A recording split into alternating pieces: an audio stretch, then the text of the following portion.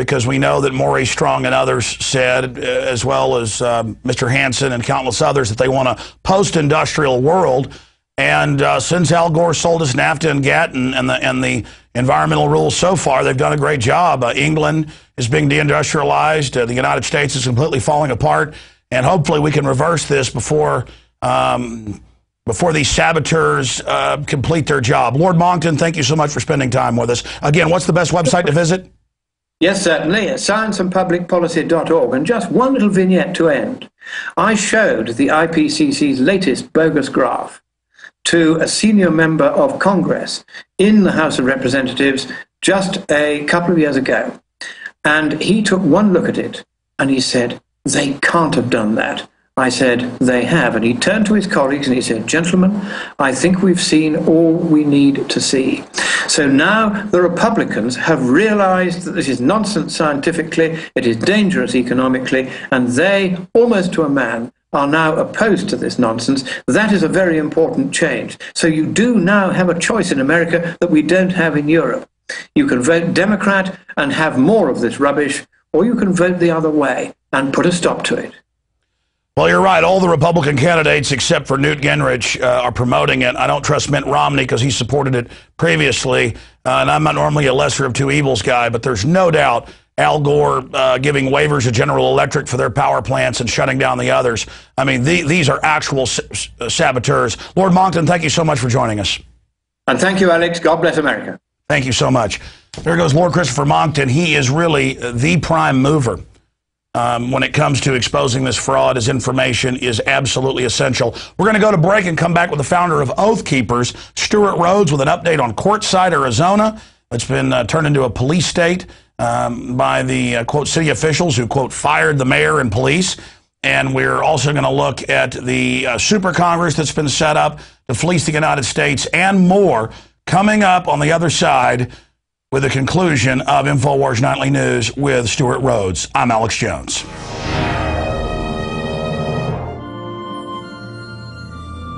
The American dream. There's a reason they call it a dream. Who's there? Cock-a-doodle-doo, pal.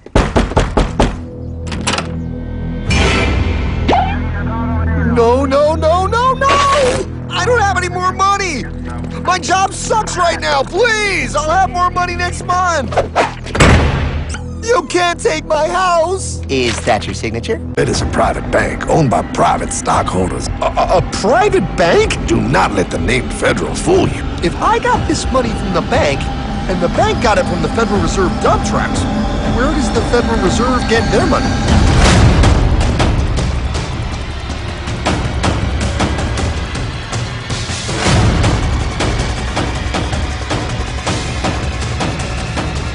They take our property away, just like Thomas Jefferson said they would. Those sons of bitches! It's the greatest theft in human history.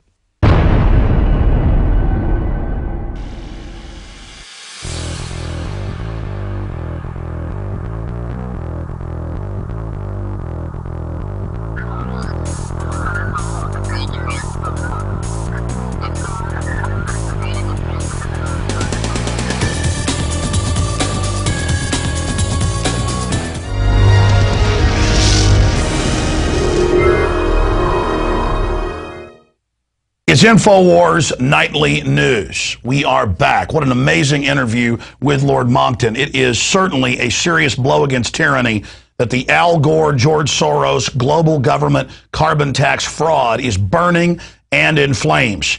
The dragon's down, but it's not out. But if we continue to expose these criminal fraudsters, we're going to end up winning. We're winning the big battles, but we've got to keep the war against tyranny going. Now, somebody else who's having an incredible effect is Stewart Rhodes. He's a top of his class Yale law graduate, Army veteran paratrooper, of course, worked on Ron Paul's congressional office. And a few years ago, he founded Oath Keepers, and it's been demonized and attacked. All they say is, hey, we want military and police to follow their oath to protect and defend the Constitution and our republic, to be good guys. Because tyranny will come to your door in a uniform, but liberty also can be defended by a uniform, and so it's a sacred honor.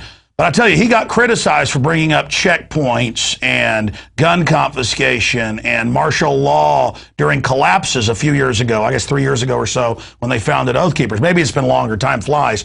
And now, all that's mainstream news. Now that's a serious discussion that needs to happen. Because he's a veteran and a historian and a constitutional lawyer, he saw what was happening, as many of us did, and got out there with a much-needed message to police and military. So I want to talk about the Super Congress with him. I want to talk about Quartzsite and get an update there because they got a rally coming up and the bizarre activities. And this hype I keep hearing. And they've even had people on Fox News talking about a coup against Obama. A terrible idea. That would only be a police state pretext, only be used to crack down. Obama is a puppet. We need to abolish the Federal Reserve and restore the Republic and have the Congress take its power back from the president. The president is becoming a dictator, but not individually. The office is being given those powers by the offshore banks. So Obama could be sent to Pluto tomorrow, and like shark teeth, more puppets would roll into place. We don't want the low-level nobodies like Obama with all the parades and pomp and circumstance to make you think the buck stops with him. We want the people running the puppets, and we're identifying them here each and every night. With more on all these subjects is Stewart Rhodes of oathkeepers.org. Stewart, great to have you here with us tonight. Good to go, Alex. Good to be here. Well, you heard me throw out the gambit of issues. Take any one you want in order or bring something up that I didn't mention. Well, I think you're dead on. The great danger, one of the great dangers is that in response to the chaos that's being created through the destruction of our currency, people will be tempted to look for a silver bullet. And the temptation will be to jump into the arms of a bunch of neocon generals, military-industrial complex CEOs. And that kind of chatter's been out there for a couple of years now. I get it a lot with Oath Keepers, people saying, well, you should march on D.C. and the military should go in there and kick them all out and take over. But there's no constitutional sanction whatsoever for that being done. And really, it'd be like the most diabolical way to get the American people to scrap the Constitution, would make them think that they must jump into a military coup to save themselves. And so we have to, warn against that, remind them that the actual answer is state nullification, as Madison and Jefferson pointed out way back in 1798 in the Kentucky and Virginia resolutions. That's the answer, is the states standing up. That's the constitutional remedy. Not jumping into. And that's what the John Warner Defense Authorization Act in Bush and now Obama with the Governor's Council has done. If you read John Warner Defense Authorization, as you have, 2007, excuse me, they say this is for insurrection in the states. It can even remove governors, bring in generals. They understand that is the silver bullet put there by the founders. But it's not an easy silver bullet. We've got to take the states back to do that, but that is the remedy. So they're trying to head that off. They're trying to demonize it. They're trying to call it secession. But it's not secession, is it? Well, no. Nullification is, as Thomas Woods points out in his book, nullification is actually the middle ground. It's the mild constitutional remedy before you leave the constitutional union. I mean, and the way to look at this is that they're destroying the union itself. But this is the way to correct it, and it's the constitutional method. It's the only constitutional method of correction. Anything else is destroying the Constitution. Whether it's letting the president do what he wants to do, letting Congress walk all over us, or jumping into the arms of a military coup to stop them, those are both destructive. Stewart, I want you to elaborate as a constitutional lawyer and somebody who's worked in Congress on your view of the Super Congress. The way I read it a month or so ago when they put it into place, this republic is dying not with a bang but with a whimper. A 12-member council that originates spending and cutting bills, that's the power of the purse, is supposed to come out of individual House members and be debated. It bypasses that, and if the Congress doesn't go along with their recommendation, then the Super Committee's bill goes through. I mean, this is, in the 230-plus years, we've never seen this, not even under Lincoln. He just ignored Congress. This is a weird legalese lawyer way to act like Congress is still there, but it's been replaced with the 12 ring wraiths with Obama as the head of the Council of 13. Just unprecedented. And it also gives to the president the authority to raise the debt limit on his own. That's something else it does that most folks aren't paying attention to. He can raise, at his own discretion, raise the debt limit, and all that Congress can do in reaction to it is to pass that legislation to stop it. But then he can just veto that legislation. So it puts Congress in the perverse posture of being the reactor and him the initiator of legislation himself. So we have him launching wars in Libya and saying he doesn't need congressional approval openly. He has the UN for authority. Treason. And I want to ask you, in your view, if that isn't treason, what is? Then we have the power of the purse being transferred to the president. It's amazing. Well, sure. They're putting this is the same process that Germany went through. You make it legal. The Nazis made everything they did legal. This is the same thing. They are destroying the fabric of the republic and putting as much power as possible into the hands of the executive branch. And you've got both. It's a bipartisan assault. You've got people, so-called Tea Party leaders like Alan West, unfortunately, guys like that. Everyone was all, yeah, they're great Tea Party people. They voted for this monstrosity. And what they voted for is the destruction of the principle of representative government. And they voted for an elected dictatorship. That's what this is setting up. The president can do what he wants. Congress is kind of like the ancient Roman Senate. He's become meaningless. Kind of the Senate's become a rubber stamp. A ceremonial, vestigial thing. They don't get rid of it completely. They just let them debate it. But if they don't do what the emperor wants, well, the emperor does it regardless. And now that power's passed. That's what's so frightening about this is we're seeing incredibly historical, tyrannical things happening, and it's not even an issue. And then Ron Paul raises it, and the media says, look at the kook.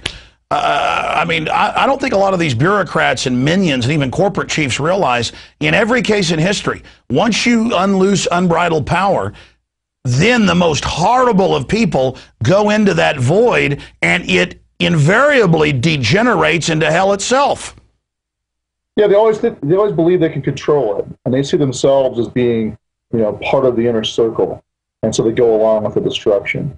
And no, Congressman Paul is correct, and frankly, I think that anybody in Congress who voted for that ridiculous bill should be kicked out on the curb. I don't care how much they're liked for any other reason. They should go because they don't understand the Constitution. Let me ask you this: talking to the tens of thousands of Oath Keepers and your supporters out there. You had talked last time we spoke a few months ago that the awakening was accelerating. Has all this new openly illegal behavior hastened an even faster awakening?